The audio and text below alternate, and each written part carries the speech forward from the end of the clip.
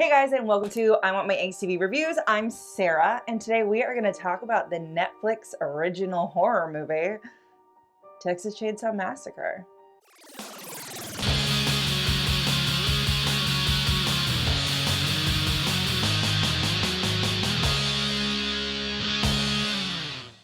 I feel like since it's like a direct sequel to the original Texas Chainsaw Massacre, it needed like a good name. It's just called Texas Chainsaw Massacre. Whatever. Anywho, what is billed as a sequel to the original 1974 Texas Chainsaw is a story that happens 50 years later.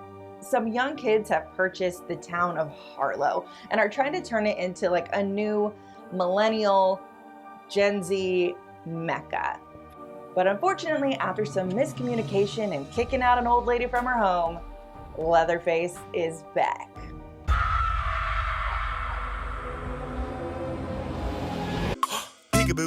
I am a huge horror fan. I've been watching horror movies since I can remember. I love being scared. I love going to haunted mazes, haunted houses, haunted hayrides, all the things haunted.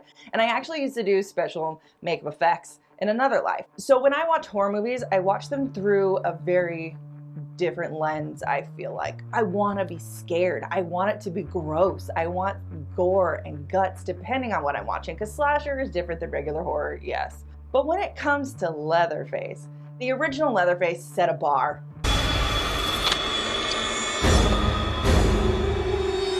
And then the remake with Jessica Biel set that bar even higher. You're gonna die. For me, there was an era of films coming out that were dark and gritty and have burned and ingrained into my brain forever.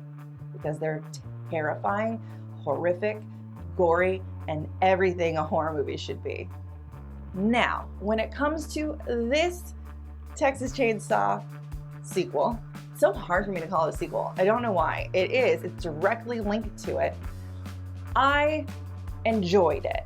Was it a good movie? No. But was it a bad movie? Also no. Because every single thing in it is me! I'm gonna do my best to keep this review spoiler-free, and we can talk all spoilery in the comments, because I think I can do that and get through all of this without actually having to spoil all these plot points for you. Something I really enjoyed about this movie is the way it does tie in the original and 2022. We meet Sally Hardesty again. Sadly, the original actress, Marilyn Burns, passed away in 2014. So she's now being played by Aluin Ferrer. And I apologize if I said that incorrectly. So the story of Sally becoming, someone who hunted Leatherface for her entire life to then find him 50 years later. I love a final girl comeback. However, her comeback was also rather disappointing. I liked and disliked this character building that they did for the world. I loved that it was this group of people coming and buying this town and wanting to gentrify it, and then kind of getting their comeuppance for gentrification. But then there's also this side storyline with the younger sister that I didn't feel was necessary. But her backstory is that she is a victim of a school shooting. While yes, that is incredibly tragic, and that horror does come from realism, and realism is horrible, and people are awful, I felt like it was a weird characteristic to give her in order to give her character depth outside of just being an angsty teenager, especially since there really is no payoff. And I feel like what they thought was the payoff doesn't do what they thought it was going to do. Other things I absolutely enjoyed in this movie is the gore. The gore of Texas Chainsaw. The bar is set. He has a chainsaw. Limbs are going to be lost. But the creativity, the reveals of some of these things that happen. And let me just say, the bus scene is everything I needed it to be and so much more. It's so good. Also, it has a very satisfying ending. We all know that the villains of these movies pop back up. No one's ever dead, so I gotta double tap them twice. And the way Leatherface pops up at the end is so good. So good. However, the movie's not scary, like in the least.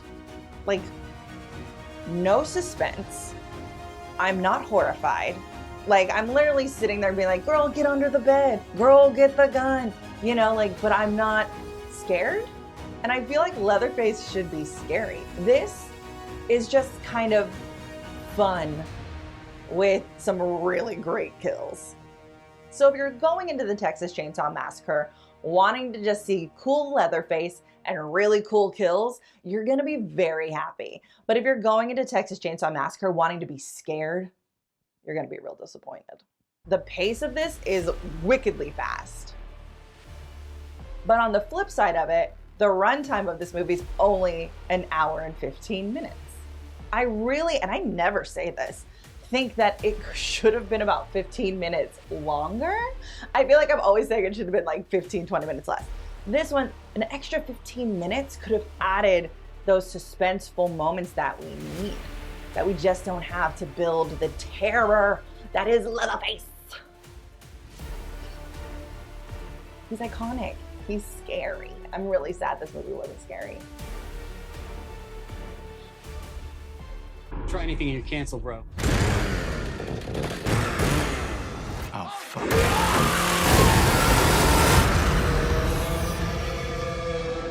Thank you guys so much for watching. Again, I'm Sarah. Make sure you subscribe to our channel, comment, let me know what you think of this Netflix immediate sequel to the Texas Chainsaw Massacre.